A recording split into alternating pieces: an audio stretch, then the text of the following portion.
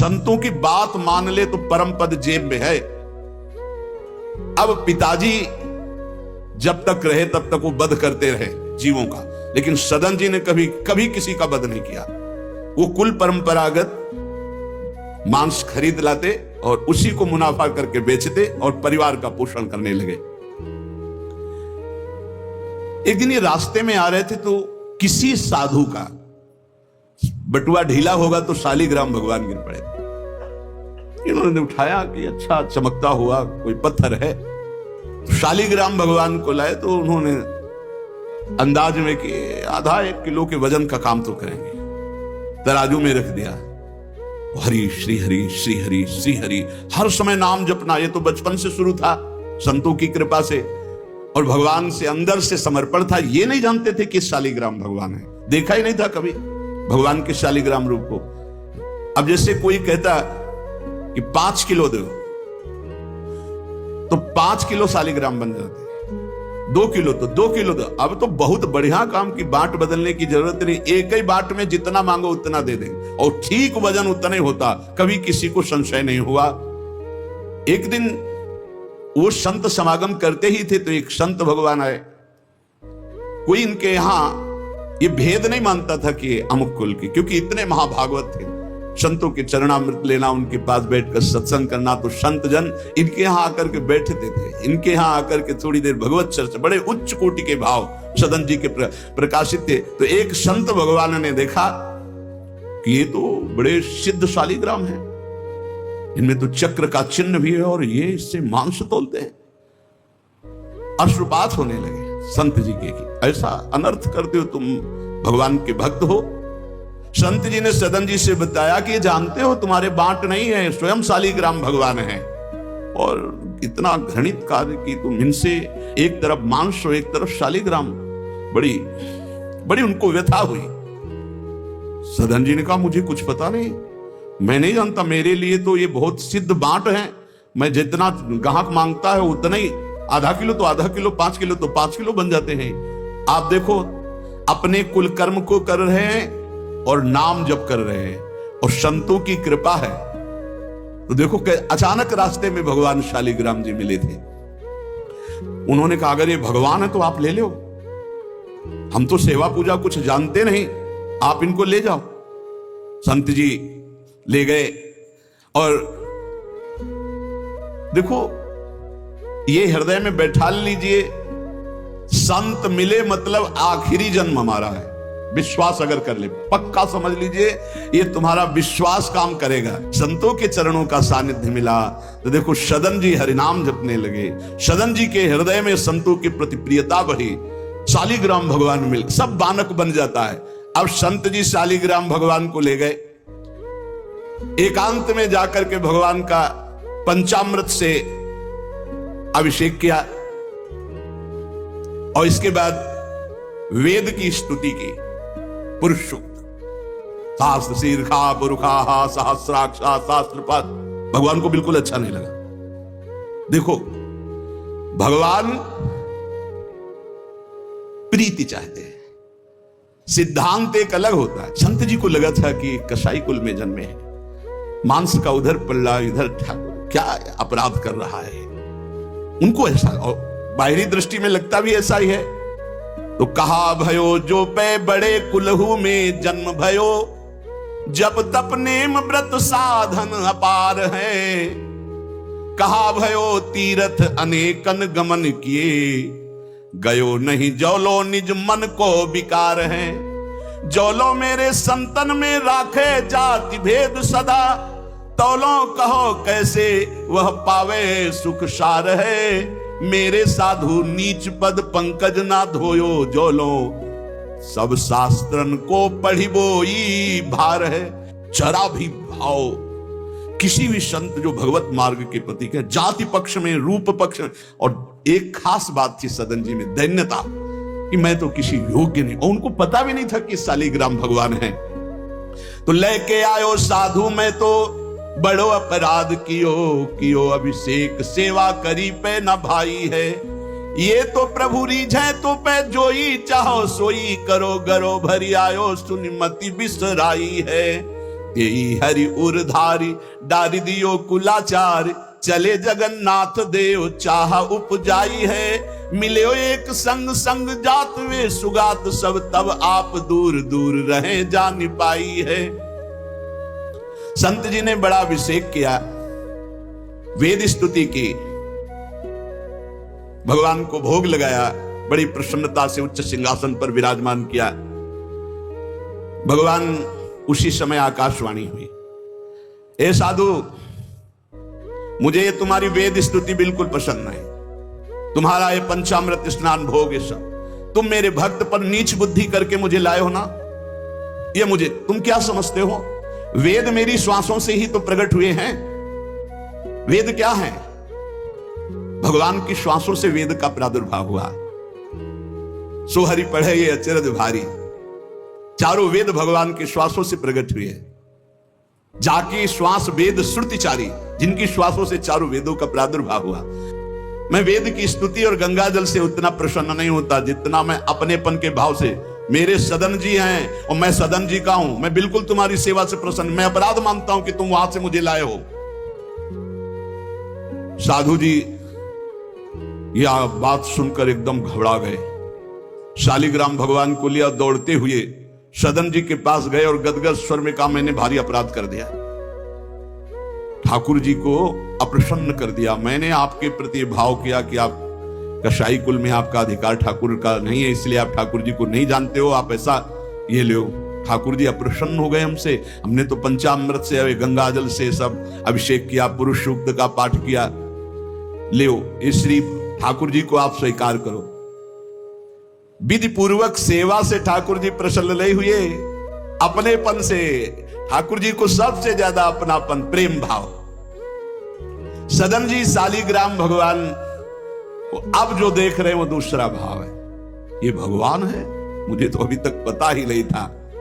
साधु जी जब चले गए तो कहा, अब तौलने के काम में तो नहीं, एक सुंदर नवीन कपड़े में ऐसे गले पे लगा लिए, ठाकुर जी गले पे डाले। श्री सदन जी ने निज हृदय से लगाया और आंसू बहने लगे कि प्रभु मुझे तो आपका ज्ञान ही नहीं कि आप भगवान हो। आंसुओं से अभिषेक हो, नाथ अभी तक तो मैं आपको जानता नहीं था, बड़ा अपराध हुआ, लेकिन आज मैं, जब आप हमें इतना प्यार करते हैं, जब साधु ने बताया कि मुझे भगवान ने कहा है कि मैं जितना सदन जी को प्यार करता हूं, उनकी मैं भावना से प्रसन्न, तुम्हारी सेवा से नहीं, उनको अद्भुत वैराग्य हो गया। बोले आज के बाद घर परिवार में ही नहीं रुकूंगा, अब केवल भगवान का होकर वैराग्य भाव से जीवन भगवान को समर्पित करता हूं। शालिग्राम जी गले में टांगे और कहा, पहली यात्रा जगन्नाथपुरी, पहले जगन्नाथ जी के दर्शन करूंगा जाकर, पूरा जीवन अब भगवान के लिए। भगवान देखो कैसे कृपा करते। बचपन में संतों से उपदेश मिला, नाम जब शुरू किया, ऐसे उच्च कोटि के महात्मा के ऐसा कार्य करने पर भी सब संत उनके यहां जाते थे, और उसका परिणाम हुआ कि घोर वैराग्य युक्त होकर भगवान के अनुराग में घर से चल दिए। श्री सदन जी कुटुंब, परिवार, कुल, व्यापार सब छोड़कर जगन्नाथ जी के दर्शन के लिए चले। कुछ दूर चलने पर यात्रियों का समुदाय दिखाई दिया जो जगन्नाथपुरी जा रहे थे, तो उनके संग हो गए। जब उन लोगों ने कुछ ने पहचान कर ली कि अरे तो कसाई कुल के हैं, और तो सब दूर दूर छूना भी नहीं चाहते थे। यही बहुत बड़ी चूक हो जाती है, जो भगवान को समर्पित हो जाए उसमें कभी जाति पक्ष ना देखे, नहीं, बहुत बड़ी हानि हो जाती है। जब ये देखा सदन जी ने कि ये लोग घृणा करते हमसे, तो खुद अलग हो गए। सदन जी बड़े पुलकित है कि आज जगन्नाथ जी के दर्शन होंगे। एक जगह देखा, गौएं पानी पीने के लिए लालायित हैं, एक आदमी बाल्टी से पानी निकाल तो गौओं को डंडा मारने लगा। सदन जी ने कहा, क्यों, पानी क्यों नहीं पीने देते? तो बोले, इतना गहरा कुआं है, घसीटने से हमारे हाथ दर्द होते, अपने घर के लिए ले जाएंगे कि इनको पिलाएंगे? उनका, अगर आप कृपा करें कुछ समय हमें दे दें बाल्टी और मैं भरूं, तो बोले मुझे भी कोई परेशानी नहीं। भर भर करके 2500 गायें थी, सबको पानी पिलाया। शाम हो गई, पानी खींचने में, पिलाने में समय लगा, तो उन्होंने सोचा गांव में भिक्षा मांग लेते हैं और आज रात्रि कहीं एकांतवास कर लेते हैं, सुबह जगन्नाथ जी के दर्शन करेंगे।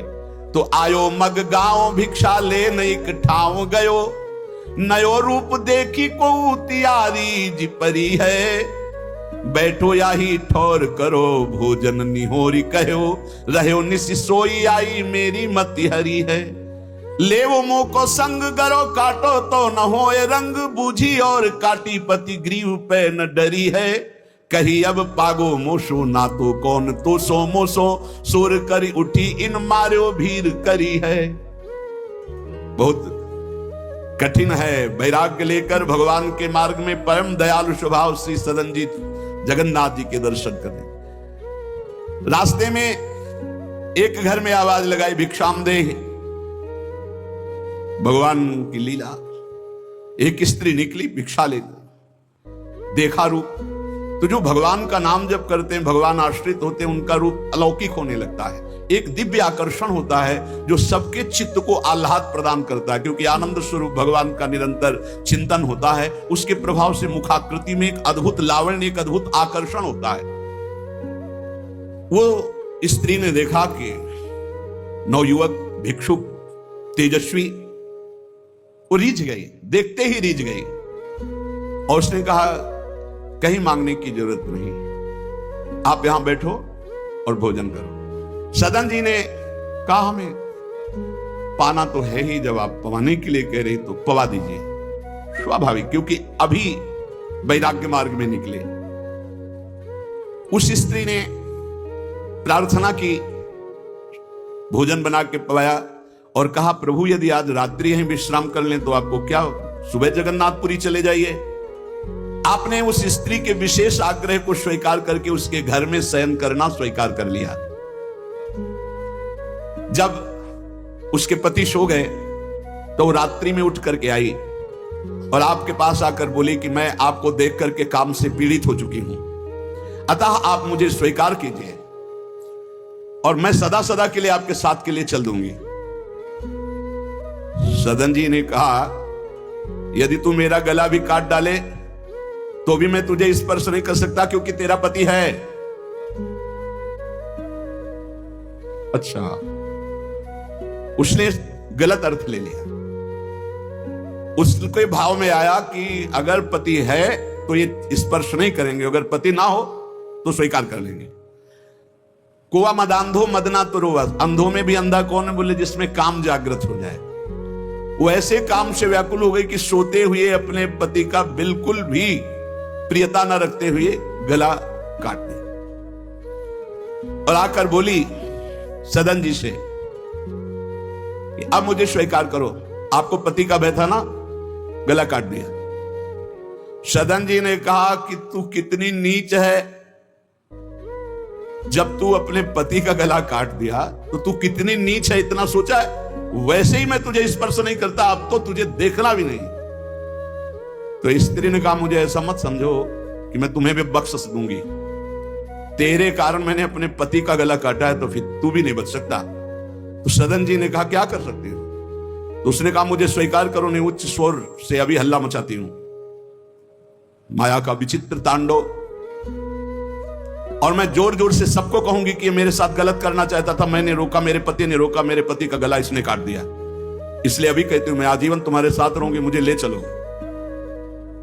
सदन जी ने कहा गला कटवाना बर्दाश्त है लेकिन स्पर्श नहीं कर सकता। ये सब चूकों की चूक का पूर्ण आहुति, इससे पूर्णता हो गई। मैं धर्म के विपरीत नहीं चल सकता, तू चाहे मेरा गला तू काट दे या समाज से कटवा दे। सदन जी भगवान के भक्त थे, उनके भोले भक्त होते हैं भगवान के, ज्यादा बुद्धि नहीं लगाते हैं, नहीं तो रुकना ही नहीं चाहिए था या उसी समय भाग जाना चाहिए था, भागना चाहिए था। वहां बैठ करके उपदेश नहीं, जब ऐसी घटना है तो भागना चाहिए था। जब वो कि प्रश्न करने के बाद जब सदन जी ने कहा कि तुम्हारा पति है, तुम ऐसा कैसा दुराचार पूर्ण भाव रखती हो, तुम मेरा गला काट दो तो भी तुम्हारा स्पर्श नहीं कर सकता। अब तो उसने देखा कि ये हल्ला मचा दिया, दौड़ो दौड़ो देखो ये ऐसा ऐसा। अब गांव के लोग इकट्ठा हो गए, तुरंत बंदी बनाए गए सदन जी। वहां कौन सुने सदन, कौन सुनता है? भीड़ में कोई सुनता है? कड़ा शासन बादशाह का था, उनके सामने पेश किया गया। हाकिम पकड़ पूछे कहे हंसी मारो हम, डार्यो सोच भारी कही हाथ कत डारी, कट्यो कर चले हरि रंग मांझ झिले, मानी जानी कछ चूक मेरी यह उर्धारिये। जगन्नाथ देव आगे पालकी पठाई लेन, साधना सो भक्त कहा चढ़े ना बिचारिये। चढ़ी आए प्रभु पास सुपनों सो मिट्यो त्रास, बोले दे कसौटी हूं पे भक्ति विस्तारिये।